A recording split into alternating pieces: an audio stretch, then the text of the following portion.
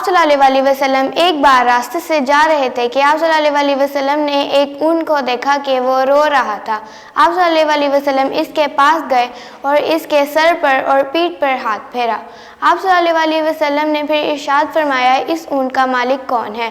ایک شخص نے جواب دیا، اے اللہ کے رسول، میں اس اونٹ کا مالک ہوں۔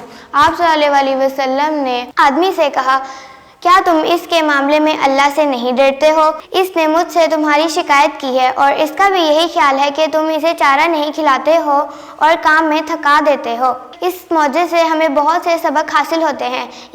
ایک سبق یہ بھی حاصل ہوتا ہے کہ ہمیں جانوروں کو تکلیف نہیں پہنچانی چاہیے اور انہیں چارہ کھانے سے نہیں روکنا چاہیے، اس لیے کہ عنقریب اللہ تعالیٰ اس شخص سے حساب لے گا جس نے کسی جانور کو تکلیف پہنچائی یا چارہ نہ کھلایا۔